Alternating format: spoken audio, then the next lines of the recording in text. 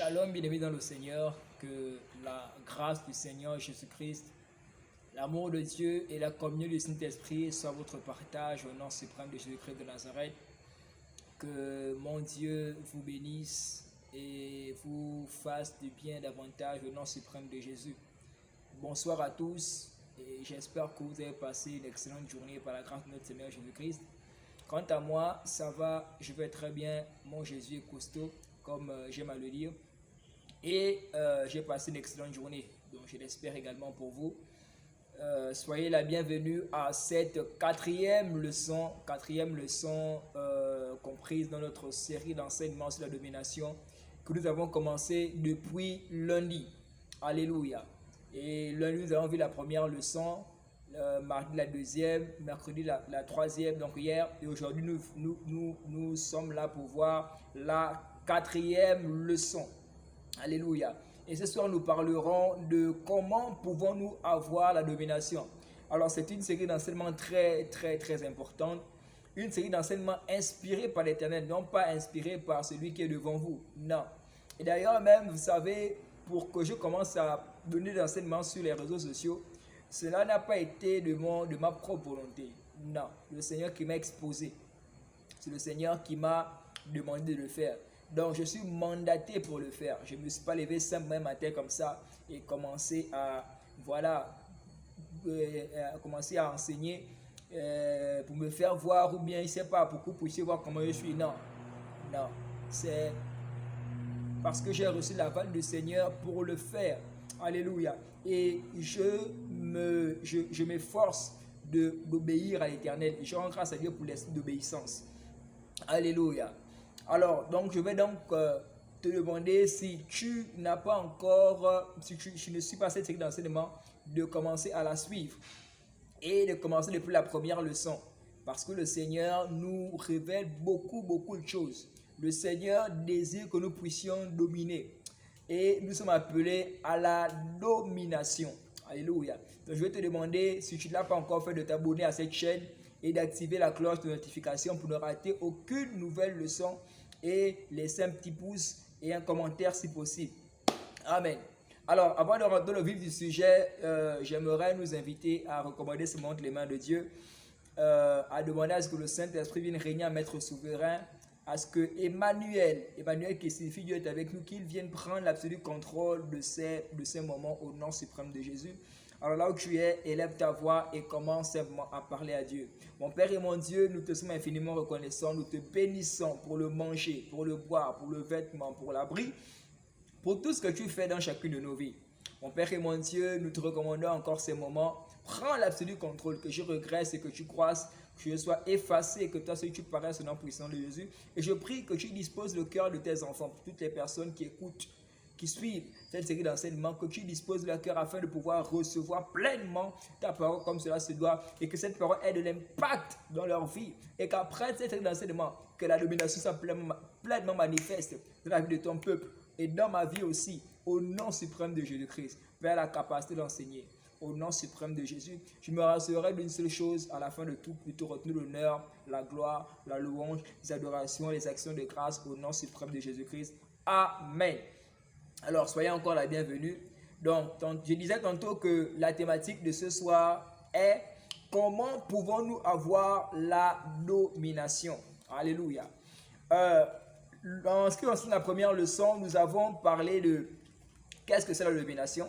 C'était la première leçon, qu'est-ce que c'est la domination. Par la suite, nous avons vu pourquoi avons-nous besoin de la domination. Et hier, par la grâce de Dieu, nous avons vu qui peut donner la domination. Et nous avons dit que celui qui peut donner la domination, c'est le Seigneur Jésus. Tout le monde ne peut pas donner la domination. Celui qui est apte à donner quelque chose, il faudrait qu'il l'ait d'abord. Et le Seigneur Jésus-Christ est celui qui possède la domination. Et par conséquent, il est la personne mieux placée pour nous donner la domination. Et pourquoi cela? Ça veut dire parce que premièrement, il a dépouillé les œuvres des ténèbres. Deuxièmement, parce qu'il est devenu semblable à nous. Donc, il a pris la forme humaine pour nous délivrer, pour nous sauver, pour nous restaurer. Troisièmement, parce que la domination vient par le nom de Jésus-Christ, selon Philippiens chapitre 2, les versets 9 à 11. Quatrièmement, parce qu'il a créé toutes choses. Il a créé toutes choses. Cinquièmement, parce qu'en lui se trouvent toutes choses. Et par la suite, nous avons vu pourquoi Dieu nous donne la domination. Et on va terminer par à quoi la domination est-elle utile. Alléluia. Donc voici en quelques mots résumé la leçon que nous avons eu à voir hier, notre troisième leçon. Alors, en ce qui concerne, c'est la leçon du jour, donc la quatrième leçon. Comment pouvons-nous avoir la domination? Question très très importante. Depuis le début de parler de la domination, et je suppose même que lorsque j'ai publié l'affiche sur la série d'enseignements sur la domination, beaucoup se sont posés cette question-là. Mais comment pouvons-nous avoir la domination? Et par la grâce du Seigneur, nous allons parler de cela ce soir. Mais avant, nous allons prendre quelques portions d'écriture. Nous allons lire le livre de 1 Jean. J'espère que tu as ta Bible avec toi, ton stylo et ton cahier pour prendre des notes. C'est une série d'enseignements. Alléluia. Et présentement, nous sommes enseignés par le Saint-Esprit de Dieu. Parce que c'est poussé par l'Esprit que les hommes parlent de la part du Seigneur. Donc, 1 Jean chapitre 5, les versets 4 à 5. 1 Jean chapitre 5, les versets 4 à 5. Je lis la parole de Dieu. Il est écrit ceci. Parce que tout ce qui est né de Dieu triomphe du monde. Et la victoire qui triomphe du monde, c'est notre foi. Le verset 5. Qui est celui qui a triomphé du monde? Sinon, celui qui croit que Jésus est le Fils de Dieu. Alléluia. Je vais reprendre le verset 5 parce que c'est le verset de mémoire. Et le verset de mémoire, c'est que nous devons retenir ce verset-là pour cette leçon, cette quatrième leçon. Notre verset de mémoire, c'est le verset 5. Qui est celui qui a triomphé du monde, sinon celui qui croit que Jésus est le Fils de Dieu? Que Dieu bénisse sa parole. Alléluia. Mais la vérité centrale de cette leçon est que Dieu désire que nous puissions avoir la domination. C'est son vœu. C'est son désir. Il désire que nous puissions dominer. La preuve, c'est que dans Matthieu chapitre 28, il a dit, multipliez-vous, soyez féconds, multipliez-vous, assujettissez la terre et dominez. Il ne peut pas demander de dominer s'il ne nous a pas donné la domination. Il ne peut pas demander de dominer si la domination n'est pas à notre disposition. Alléluia. Donc par là, nous voyons que le Seigneur désire que nous puissions dominer.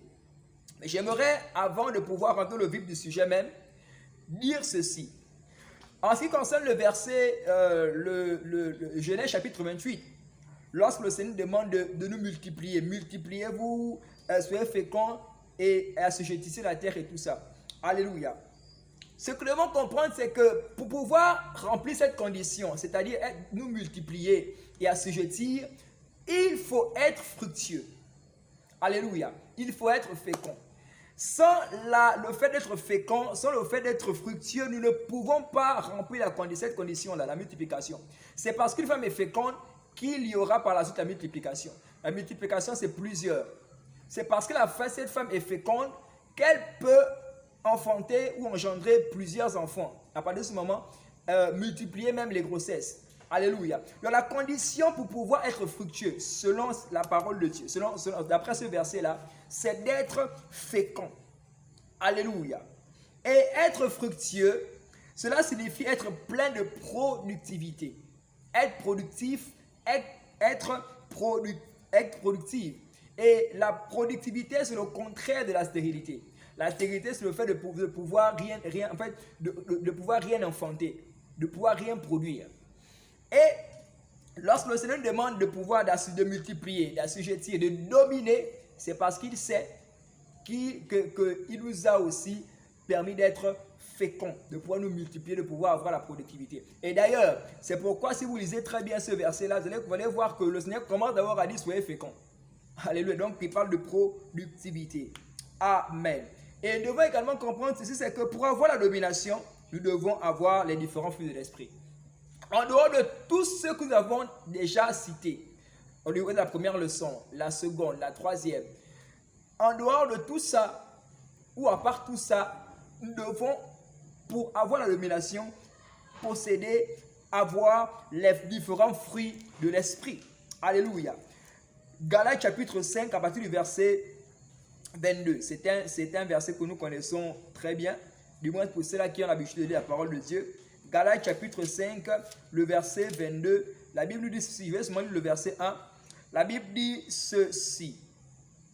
Mais le fruit de l'esprit, c'est l'amour, la joie, la paix, la patience, la bonté, la bénignité, la fidélité, la douceur, la tempérance. Voici là les différents fruits de l'esprit.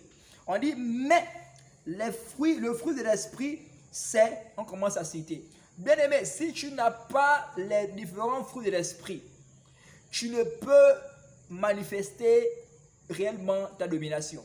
La manifestation de la domination est possible à travers la manifestation des fruits de l'esprit. Voilà pourquoi il est important pour toi et pour moi de rechercher les fruits de l'esprit. On dit ici, on parle de la paix, la joie, la tempérance, la bénignité. Nous devons rechercher ces différents fruits.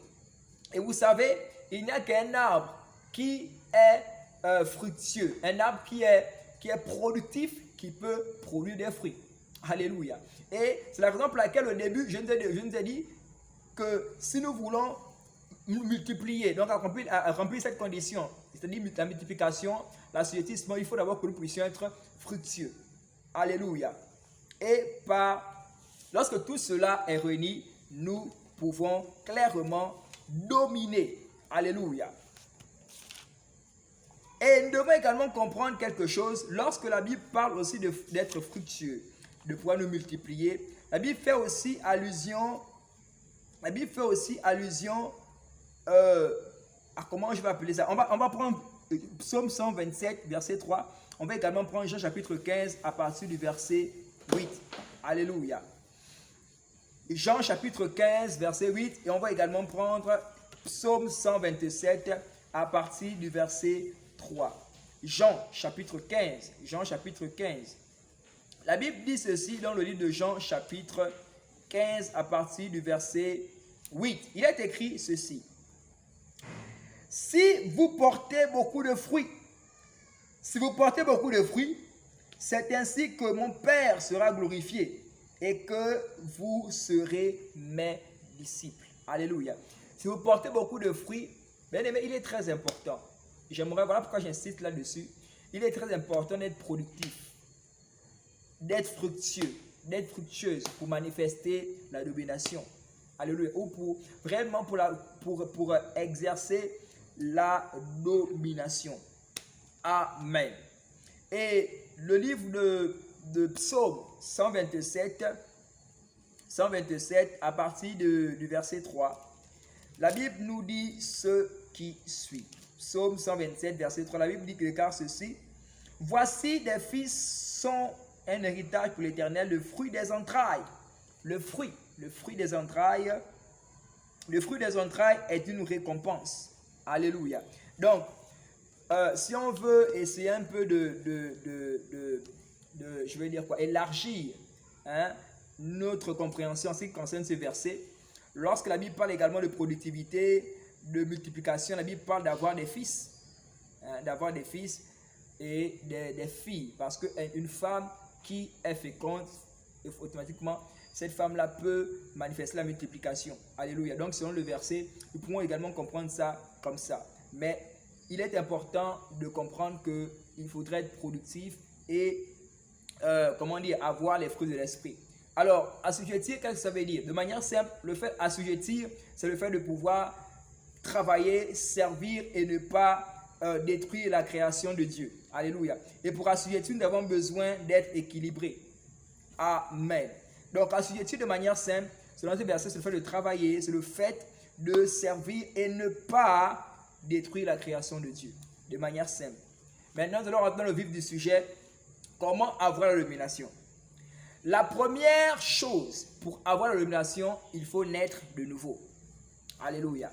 La nouvelle naissance. Et c'est là le gros problème de l'Église aujourd'hui. Il y a peu de personnes qui sont réellement nées de nouveau.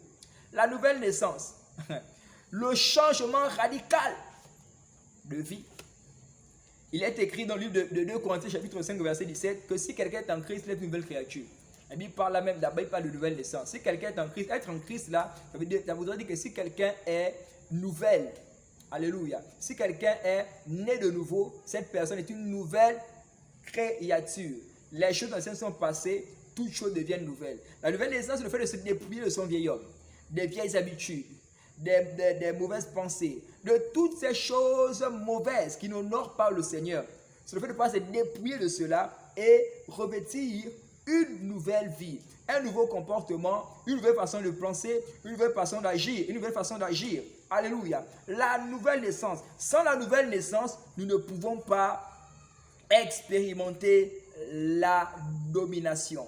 Nous ne pouvons pas avoir la domination. Et d'ailleurs, Dieu donne cette domination aux personnes qui l'ont accepté, qui l'ont reçu. Mais des personnes, c'est beaucoup plus mieux, les personnes qui ont, comment je vais dire, qui sont nées de nouveau. Parce qu'il est certes vrai, tu peux accepter le Seigneur Jésus-Christ, recevoir le Seigneur Jésus-Christ et ne pas être né de nouveau.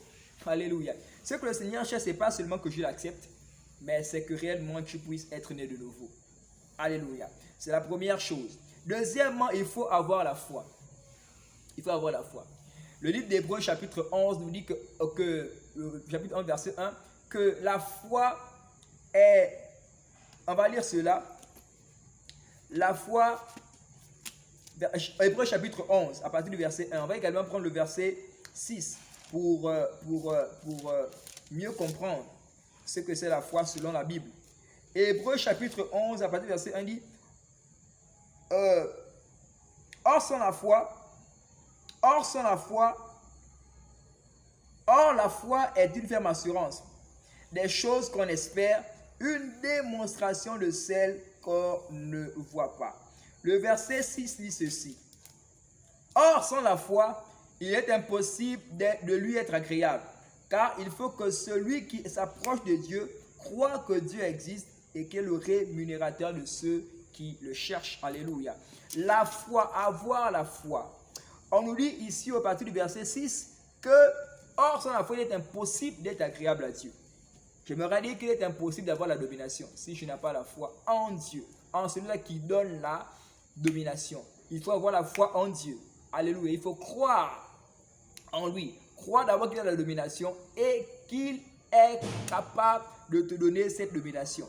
Le verset 1 dit que la foi, c'est une ferme assurance, la ferme assurance des choses qu'on espère. C'est-à-dire que cette chose-là n'est pas encore palpable, mais tu as l'espérance. Une ferme assurance des choses qu'on espère et une démonstration de celles qu'on ne voit pas. C'est le fait de pouvoir croire même sans avoir vu. Alléluia. La foi. Et il faut avoir la foi en Dieu. La foi en Dieu. Celui-là qui donne la domination. Troisièmement, nous devons croire que Jésus est le Fils de Dieu.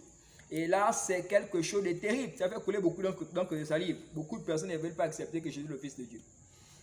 Je ne vais pas citer la religion, mais en fait, il y en a même plusieurs. Pour eux, Jésus là, c'est un prophète. C'est vrai, Jésus, bon,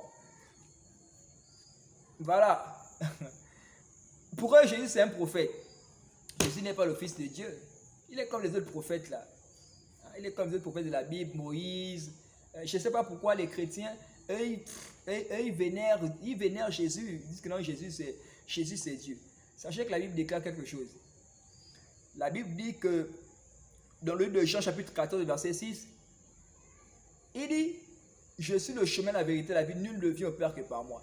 Et en dehors de cela, tout pouvoir a été donné à Jésus-Christ. Tout pouvoir a été donné à Jésus-Christ. Jésus-Christ est Dieu. Jésus-Christ est le Fils de Dieu.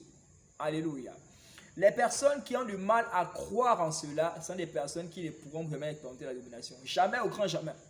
Tu ne pourras jamais dominer. Et pourtant, la domination est tienne. Dieu désire que nous puissions dominer. La domination est pour l'homme. Je vous ai dit, je pense dans la deuxième ou troisième leçon, que Dieu est dans ce ciel, il règne, il domine.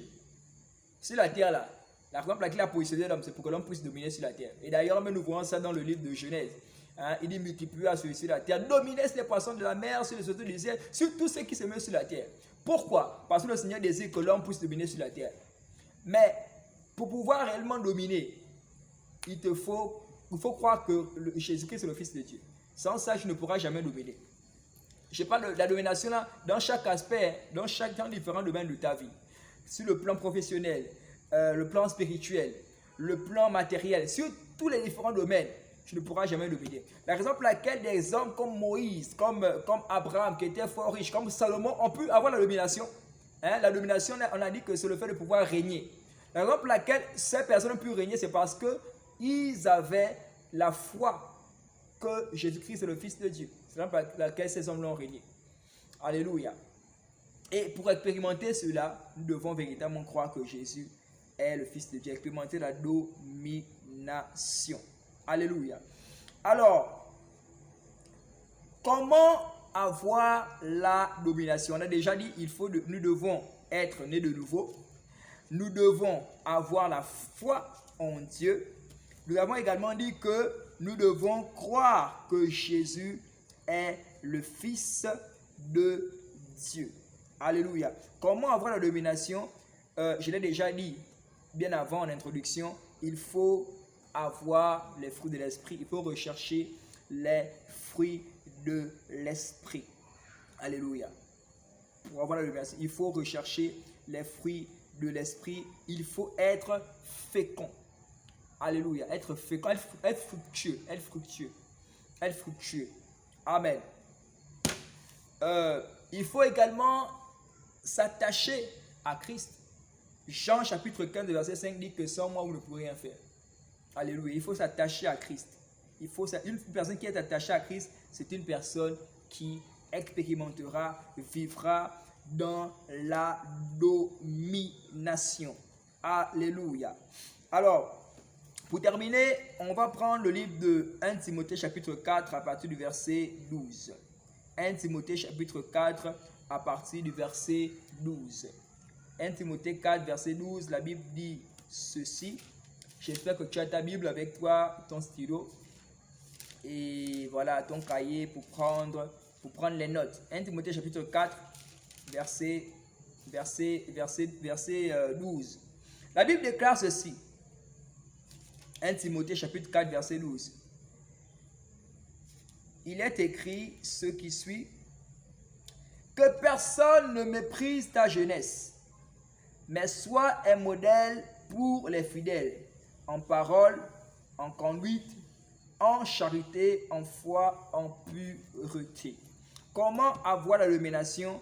Bien-aimé, ne permet à personne de te mépriser. Alléluia. Là, j'aimerais m'adresser aux jeunes serviteurs de Dieu. Tu peux être jeune, mais ne permets pas qu'on méprise ta jeunesse. Alléluia. Non, ne permets pas qu'on méprise ta jeunesse. Vous savez, j'aime beaucoup les choses spirituelles. Les choses spirituelles ce sont les choses vraies. Alléluia. Dans le monde spirituel, dans le monde physique d'abord, tu peux être en âge, tu peux être petit, mais spirituellement, tu es grand. Alléluia. C'est l'exemple pour laquelle les sorciers, vous allez voir dans les villages, vous allez voir un enfant de 2 ans, 3 ans. Physiquement, il est petit, 2 ans, 3 ans, mais spirituellement, c'est un vieillard. Il faut même le chef même des sorciers. Pourquoi? Parce que les choses spirituelles, ce sont les choses qui sont vraies. Tu peux être jeune, mais n'accepte pas qu'on méprise ta jeunesse. Alléluia. Et pour ne pas qu'on méprise ta jeunesse, il faut être un modèle. On dit ici que soit un modèle, mais plutôt soit un modèle. Un modèle en quoi? En parole, en conduite, en charité, en foi et en pureté.